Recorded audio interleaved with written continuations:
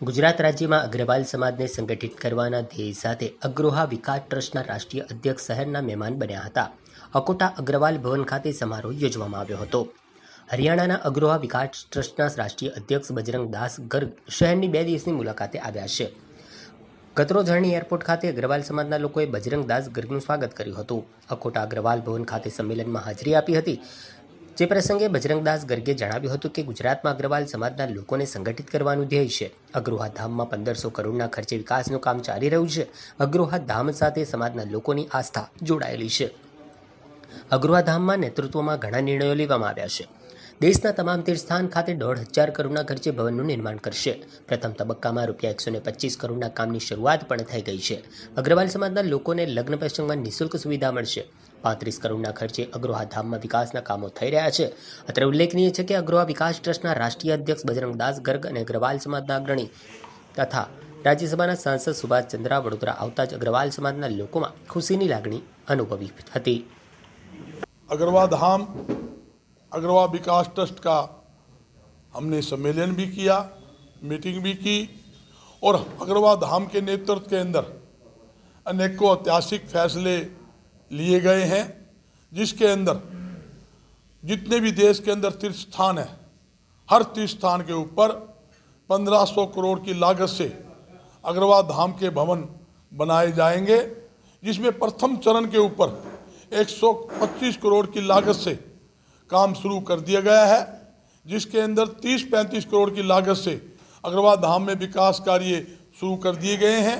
20 करोड़ की लागत से भव्य ऑडिटोरियम, म्यूजियम और एक साथ बैठकर 400 आदमी के खाने का कक्ष सब एसी वो बन रहा है, जिसका स्ट्रक्चर कंप्लीट हो चुका है और 56 कमरों का और एक हॉल और लॉन का विपासना ध्यान केंद्र अग्रवाल धाम के अंदर बनाया गया है.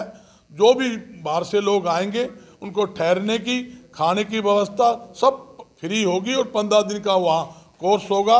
इसी प्रकार कुल देवी माता लक्ष्मी जी की जो गुम्बज है, 3 गुम्बज का काम कंप्लीट किया है. 3.5 करोड़ रुपए की लागत से वो बन चुकी है, कंप्लीट हो चुका है.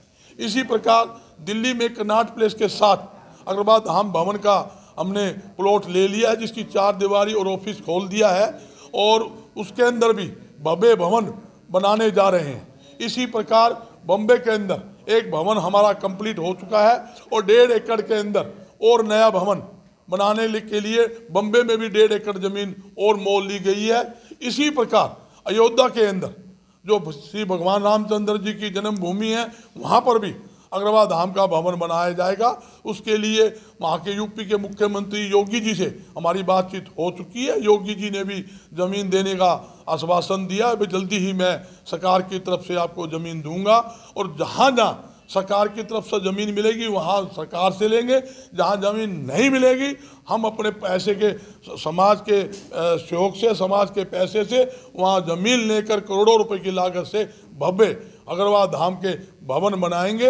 अनेकों और फैसले हमने लिए हैं, जिसके अंदर वहाँ अग्रवाल धाम के अंदर जो भी समाज का युवक युवती की शादी होगी उसके वहाँ ठहरने की, खाने की और हर प्रकार की व्यवस्था धाम की तरफ से फ्री की जाएगी. और लड़का लड़की के लिए 1.5 लाख का सामान भी उन जोड़े को वहाँ दिया जाएगा. और एक फैसला ऐतिहासिक और लिया है.